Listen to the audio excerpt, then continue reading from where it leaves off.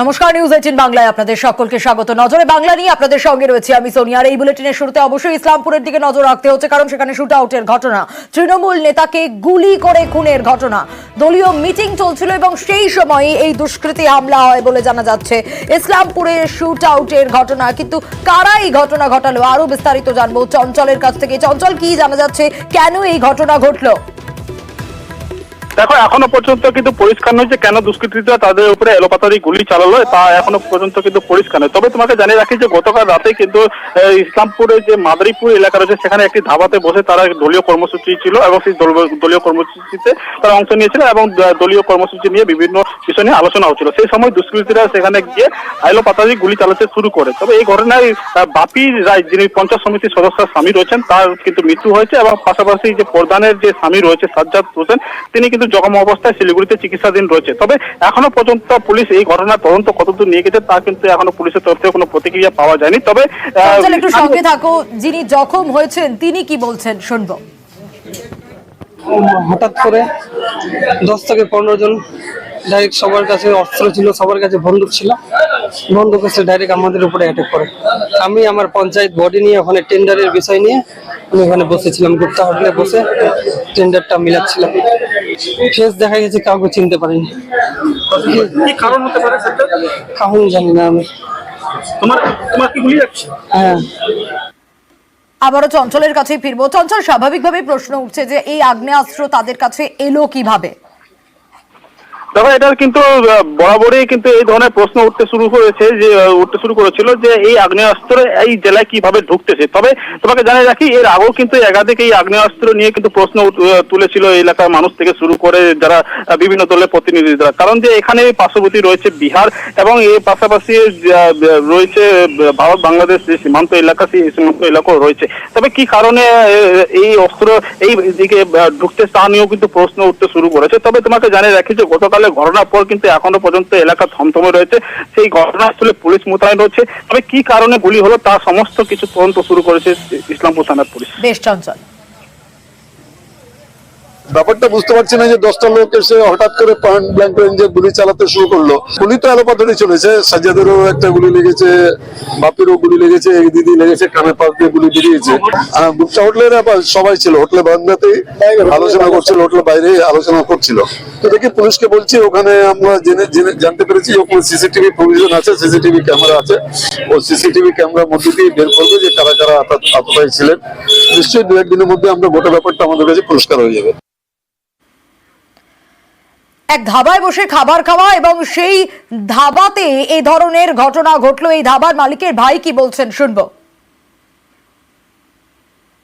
এই গুপ্তা যে ধাবা রয়েছে এটা কার?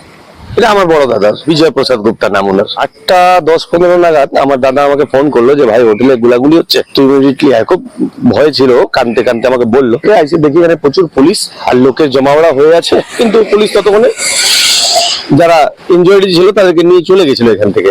যা শুনলাম 10-15 রাউন্ড গুলি চলছে। 20 বছর হয়ে গেল এখানে আমাদের ব্যবসা করতে, আজ পর্যন্ত এরকম সিচুয়েশন আমাদের এখানে আমরা কোনোদিন দেখিনি। সিসিটিভি ফুটেজ আছে, পুলিশ সেটা নিয়ে চলে গেছে। শাসক দলের লোক কি স্যার সুরক্ষিত নয়, সাধারণ মানুষ কোথা থেকে থাকবে স্যার? আমরা তদন্ত করছি, একটা ঘটনা হয়েছে, ঠিক আছে, আমাদের তদন্ত করতে দিন একটু। পুলিশ জেলা হয়েছে স্যার, তারপরে অহরহ ঘটনা এরকম, তারা জড়িত কিছু জানা গিয়েছে স্যার? আমরা তদন্ত করছি। আচ্ছা, ওকে স্যার। একের পর এক জায়গায় গণপিটুনির অভিযোগ, এবার ছেলে ধরার সন্দেহে আবারও গণপিটুনির অভিযোগ উঠে আসছে। আর ঘটনাস্থল এবার হাওড়ার বাঁকড়ার ফকিরপাড়া। দেখুন সেই সময়কার ছবিটা।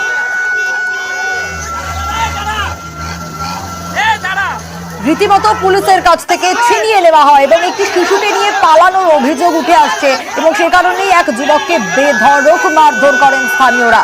রীতিমতো সেই ছবিটাই আপনাদের দেখাচ্ছি, পুলিশের হাত থেকে ছিনিয়ে নিয়ে মারধর করা হয় আর তারপর যুবককে উদ্ধার করে নিয়ে যায় পুলিশ। দেবাশিসের কাছ থেকে জানবো, দেবাশিস, কিছুতেই বন্ধ করা যাচ্ছে না একের পর এক গণপিটুনির অভিযোগ, আর এবার হাওড়ার বাঁকড়ার এই জায়গায় ঠিক কি ঘটেছিল সেই সময় আরো একবার জানতে চাইবো। দেখো, অবশ্যই এই গণপিটুনির যে ঘটনা একের পর এক বিভিন্ন রাজ্যে বিভিন্ন প্রান্ত থেকে ছড়াচ্ছে।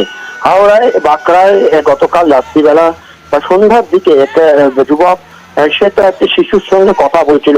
সেখানকার মানুষের সন্দেহ হয় যে শিশুটিকে চুরি করার উদ্দেশ্যে বা কিডন্যাপ করার উদ্দেশ্যে সেখানে দাঁড়িয়েছে। এরপর তাকে জিজ্ঞাসাবাদ করতেই কিন্তু বিভিন্ন রকম কথা বলতে থাকে এই যুবক।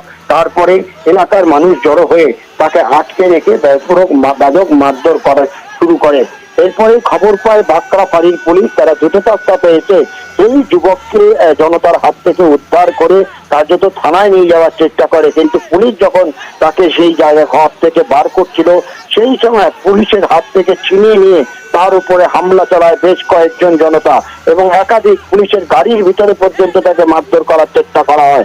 এরপর বাঁকড়া ফাঁড়ির পুলিশ কোনো ক্রমে সেখান থেকে তাকে উদ্ধার করে নিয়ে এসে তার নাম পরিচয় খোঁজার চেষ্টা চালাচ্ছে।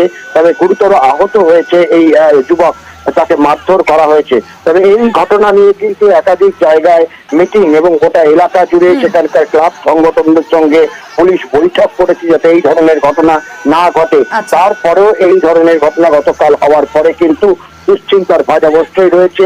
বারবার করে পুলিশের তরফ থেকে সেই গোটা এলাকা জুড়ে এখনো মাইকিং করা হচ্ছে যাতে এই ধরনের ঘটনা বা আইন কেউ নিজের হাতে না তুলে নেয়। একেবারে বেশ। কাশীবোস লেনে মাটি খুঁড়ে মহিলার দেহ উদ্ধার। খাস কলকাতায় দেহ উদ্ধার ঘিরে বাড়ছে রহস্য। উদ্ধার হওয়া দেহটি ময়নাতদন্তের জন্য পাঠিয়েছে পুলিশ। কাশীবোস লেনের মতো ব্যস্ত এলাকায় কিভাবে মাটির নিচে গেল দেহ, তদন্তে বটতলা থানার পুলিশ।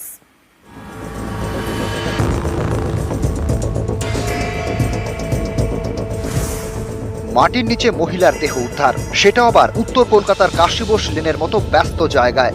এ নিয়ে এলাকায় আতঙ্ক, চাঞ্চল্য। ভেতরে একটা মহিলার বডি আছে, হয়তো গেঞ্জি বা নাইটি পরে আছেন। পুড়ে বার করলো, দেখলাম যে হ্যাঁ বাস্তবে মহিলার একটা বডি। এই মিডিল এজ, মানে 40 to 50 মধ্যে যা দেখে মনে হচ্ছে। শনিবার বিকেলে কাশীবোস লেন এবং বিধান সরণির ক্রসিং এ রাস্তা খুঁড়ে উদ্ধার হয় দেহ। কয়েকদিন আগে এখানে জলের পাইপ লাইনের কাজ হয়, পুরসভার কাজের জন্য মাটি খোঁড়া হয়। গত মঙ্গলবার রাত পর্যন্ত সেই কাজ চলে, তারপর গর্তে মাটি চাপা দিয়ে দেওয়া হয়। শনিবার সেই জায়গা থেকে দুর্গন্ধ বেরোতে শুরু করে। পুলিশে খবর দেন স্থানীয়রা। মাটি খুঁড়ে মহিলার পচা গলা দেহ উদ্ধার হয়। এখানে আমাদের একটা জলের কাজ হয়েছে, ভেতরে জলের প্রেশার কম বলে এখান থেকে একটা প্রেশার আমরা নিয়ে গেছি। 9 তারিখে রাত্রিবেলা পর্যন্ত মাটি চাপা পড়েছে এই কাজটা। আজকে আমি বিকেলবেলা 4টের সময় আমার বাড়িতে একজন ভদ্রলোককে খবর দেয়, পাশ থেকে যাচ্ছিলাম এবং গন্ধ পাচ্ছি। তো আমি উঁকি মেরে দেখলাম যে একটা বডি পড়ে আছে। ও ছেলে মেয়ে কিছু বুঝতে পারছে না এবং বডিটা অলরেডি পাওয়া গেছে বা বার করা হয়েছে। বার করার পরে নিয়ে গেছে। দেহ উদ্ধার করে ময়নাতদন্তের জন্য আরজিকর হাসপাতালে নিয়ে গিয়েছে পুলিশ। প্রাথমিক তদন্তের পর পুলিশ জানিয়েছে কাশীবোস লেন এবং বিধান সরণির ক্রসিং এ মাটি খুঁড়ে এক মহিলার দেহ উদ্ধার হয়েছে। মৃতর বয়স 40 থেকে 45 বছর। ময়নাতদন্তের রিপোর্টে পুরো বিষয়টি স্পষ্ট হবে।